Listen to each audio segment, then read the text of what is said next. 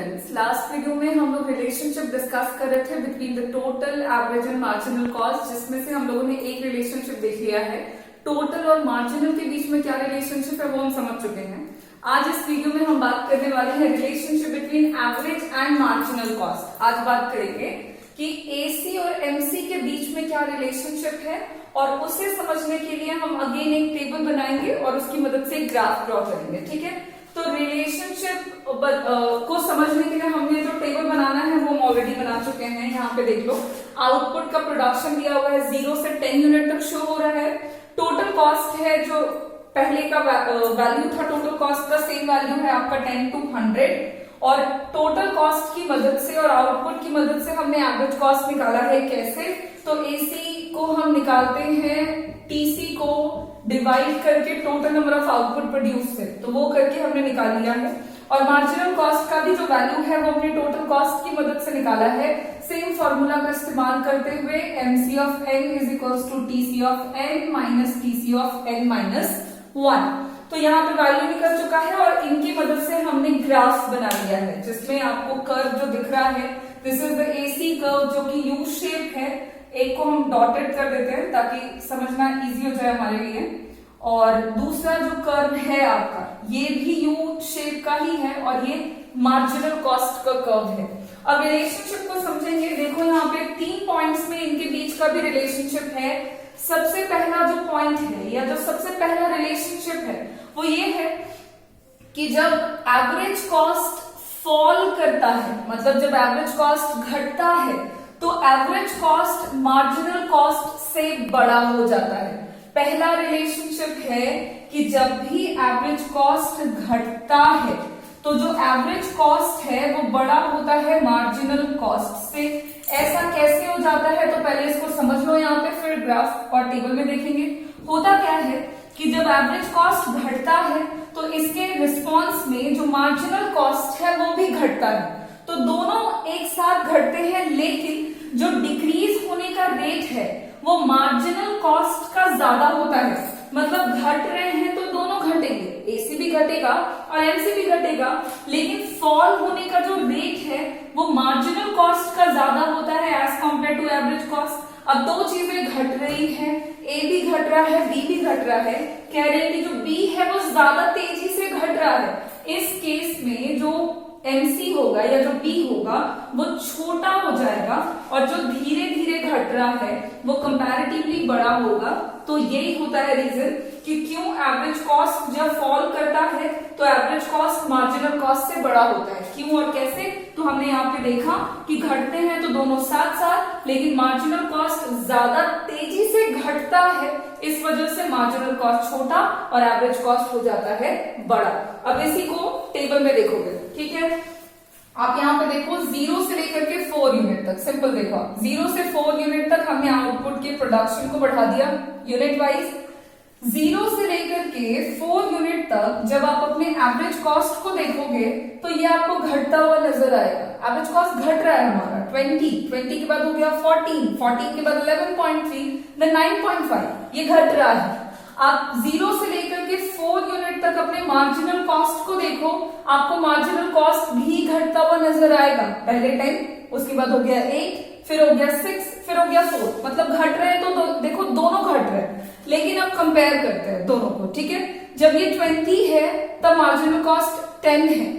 जब ये 20 से घट के 14 हो गया, मार्जिनल कॉस्ट तब तक 10 से घट के 8 हो चुका है। जब ये 14 से 11.3 है तब तक ये 8 से घट के 6 हो चुका है। 11.3 के बाद ये जब घट के 9.5 हुआ है, देन मार्जिनल कॉस्ट आपका घट के 4 हो चुका है। तो देखो घट रहे हैं दोनों, लेकिन ज्यादा तेजी से मार्जिनल घट रहा है। तो यहाँ पे कहो कि बड़ा कौन है, तो आप क्लियरली देख के पता लगा सकते हो कि एवरेज कॉस्ट जो है वो ग्रेटर देन है as compared to marginal cost. So relationship हमारा प्रूफ हो रहा है टेबल से। अब उन्हीं वैल्यूज को जब हमने ग्राफ में प्लॉट किया है तो हमें कर्व मिला है यू शेप एसीबी और यू शेप एमसीबी। अब इससे पहले मैं रिलेशनशिप बताऊं, हमने पढ़ लिया है ऑलरेडी, डिस्कस कर लिया है कि average and marginal cost curve जो होते हैं वो यू शेप होते हैं। क्यों, तो ये भी हम जानते हैं, due to the application of law of variable proportion. अपने कुछ पिछले वीडियोस में हमने ये बात डिस्कस करी हुई है। यहाँ पे देखना, आप देखो 0 से लेकर के 4 यूनिट तक देखो, जैसे जैसे आउटपुट का प्रोडक्शन हमारा इंक्रीज हो रहा है, आप देखो आपको आपके एवरेज कॉस्ट का जो कर्व है वो डाउनवर्ड स्लोपिंग मिल रहा है, नीचे आ रहा है, मतलब ये घट रहा है। ये क्लियर है कि ये आपका क्या हो रहा है, तो ये डिक्रीज कर रहा है बिकॉज ये डाउनवर्ड स्लोपिंग है।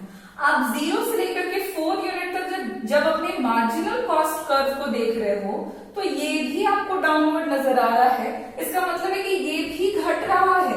लेकिन यहाँ पे देखो क्या हो रहा है, एवरेज कॉस्ट का कर्व मार्जिनल कॉस्ट कर्व के ऊपर है, ठीक है, एसी का कर्व एमसी के कर्व के ऊपर है। इसका मतलब है कि एसी घट रहा है तो एमसी भी घट रहा है, लेकिन क्योंकि एवरेज कॉस्ट का कर्व मार्जिनल कॉस्ट कर्व के ऊपर है, या आप इसको कर्व में ऊपर नीचे नहीं समझ रहे हो तो आप राइट हैंड साइड समझोगे, तो यहाँ पे आपको ये राइट हैंड साइड मिलेगा एवरेज कॉस्ट। इसका मतलब है कि एवरेज कॉस्ट बड़ा है यहाँ पर और मार्जिनल कॉस्ट छोटा है। तो पहला रिलेशनशिप यही होता है कि जब भी एवरेज कॉस्ट घटता है तो एवरेज कॉस्ट ग्रेटर देन हो जाता है किसके, मार्जिनल कॉस्ट के।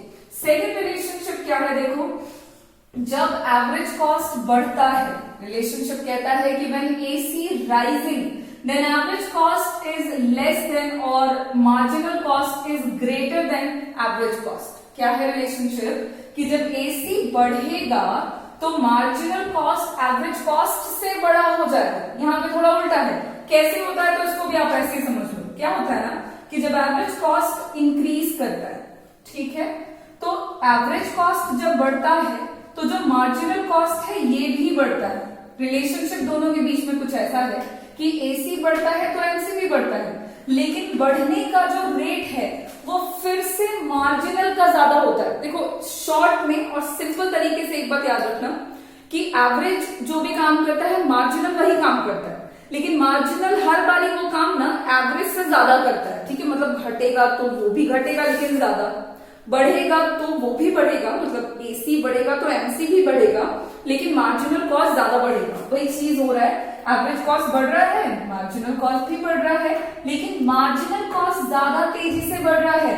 अब यहाँ पर दोनों बढ़ रहे हैं, ए भी बढ़ रहा है, बी भी बढ़ रहा है, लेकिन बी जो है वो ए के कंपैरिजन में ज्यादा तेजी से बढ़ रहा है, तो यहाँ पे बी ए से बड़ा हो जाएगा। वही चीज हो रहा है कि जब मार्जिनल कॉस्ट ज्यादा तेजी से बढ़ेगा तो वो बड़ा होगा और एवरेज कॉस्ट छोटा होगा। देखो वही रिलेशनशिप है, एसी बढ़ रहा है और एमसी बड़ा है और एसी छोटा है। चलो इसको टेबल में देखें। आप देखो यहाँ पे 7 से लेकर के 10 यूनिट्स तक देखो, हमने 7 से 10 यूनिट्स तक आउटपुट का प्रोडक्शन बढ़ा दिया, 7, 8, 9, 10 ये बढ़ रहा है।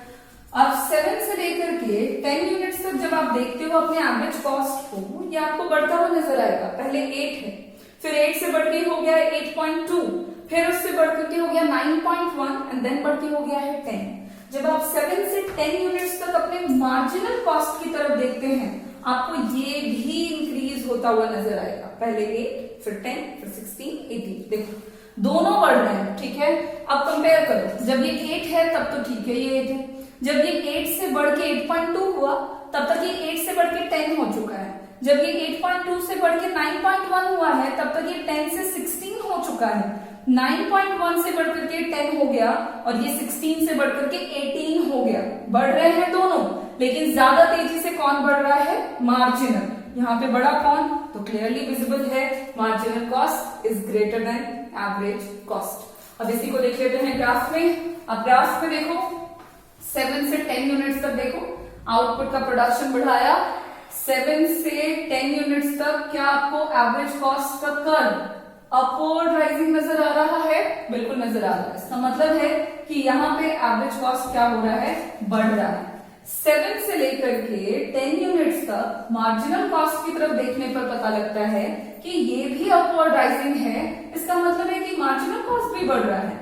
लेकिन यहाँ पे देखिएगा कि मार्जिनल कॉस्ट का जो कर्व है वो एवरेज कॉस्ट कर्व के ऊपर है। यहाँ पे एमसी का कर्व एसी के कर्व के ऊपर हो चुका है। इसका मतलब है कि जब एवरेज कॉस्ट बढ़ता है तो जो मार्जिनल कॉस्ट है वो ग्रेटर देन हो जाता है एवरेज कॉस्ट से। तो दूसरा रिलेशनशिप हमारा बहुत ही सिंपल, एसी बढ़ेगा तो मार्जिनल कॉस्ट एवरेज कॉस्ट से बड़ा होगा।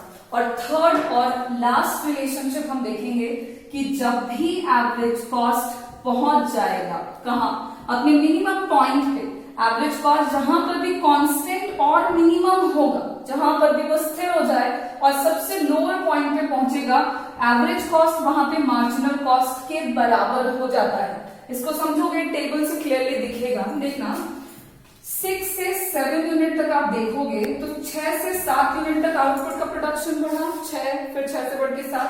अब देखो एवरेज कॉस्ट जो है वो 6 पर भी 8 यूनिट ही है और 7 पर भी 8 यूनिट ही है, मतलब ये कांस्टेंट है। एक चीज कांस्टेंट तो पता लग रहा है। अब आप पूरा एवरेज कॉस्ट का वैल्यू देखो, यहाँ पर आपको मिनिमम वैल्यू कितना नजर आ रहा है, 8 ही नजर आ रहा है, 8 से कम कहीं नहीं हुआ है। ठीक है, हर जगह 8 से ज्यादा है, 8.2 है, उससे कम नहीं है। तो मिनिमम 8 है और कांस्टेंट भी 8 और 8 पर ही है। तो यहाँ पे देखना 7th यूनिट पर आपको आपका मार्जिनल कॉस्ट जो है वो भी कितना नजर आ रहा है, 8, यानी कि ये दोनों जो हैं वो बराबर है एक दूसरे के। तो जब एवरेज कॉस्ट कांस्टेंट और मिनिमम होता है, मार्जिनल कॉस्ट जो है वो एवरेज कॉस्ट के बराबर हो जाता है। आप अपने ग्राफ में देखो 6 पॉइंट पर भी एवरेज कॉस्ट 8 था, लेकिन यहाँ पे मार्जिनल कॉस्ट उसको कट नहीं कर रहा। बट 7 यूनिट पे जब आप देख रहे हो तो एवरेज कॉस्ट यहाँ पर कितना है, 8 है, और यहीं पर मार्जिनल कॉस्ट के कर्व ने उसे कट किया है, इंटरसेक्ट किया है। इसका मतलब है कि यहाँ पे एवरेज कॉस्ट और मार्जिनल कॉस्ट एक दूसरे के बराबर हैं और ये एक दूसरे के बराबर वहीं पर होंगे जहां पर एवरेज कॉस्ट अपने मिनिमम पॉइंट को रीच करेगा। तो इसको आप दूसरे तरह से भी याद रख सकते हो। अगर सवाल में आए कि एवरेज कॉस्ट मिनिमम किस पॉइंट पर होगा, तो इसका जवाब आप ऐसे दे सकते हैं कि जहां पे एवरेज और मार्जिनल एक दूसरे के बराबर होंगे वही पॉइंट एवरेज कॉस्ट का मिनिमम पॉइंट होगा। या अगर आपसे सवाल पूछा जाए कि एवरेज कॉस्ट जब मिनिमम होगा तो क्या होगा, तो आप सिंपल बोलोगे कि जब एवरेज कॉस्ट मिनिमम होगा तो एसी और एमसी एक दूसरे के बराबर हो जाएंगे। तो ये 3 पॉइंट्स में हमने रिलेशनशिप देख लिया between the average and marginal cost, और इसी के साथ हमारा जो रिलेशनशिप वाला टॉपिक था वो फिनिश होता है। और यहाँ पे आज हमने अपनी कॉस्ट के पूरे चैप्टर को भी खत्म कर लिया है। तो प्रोडक्शन की जो थ्योरी हम डिस्कस कर रहे हैं, प्रोड्यूसर्स बिहेवियर, यूनिट थर्ड, उसमें हमने अब तक 3 बातें डिस्कस कर रखी हैं। पहला चैप्टर प्रोडक्शन था हमारा, दूसरा सप्लाई, तीसरा हम कॉस्ट पढ़ रहे थे जो आज हमने फिनिश किया है। अब अगले वीडियो में हम लोग अगले चैप्टर पे बात करेंगे जो कि होगा आपका रेवेन्यू। ठीक है, थैंक यू।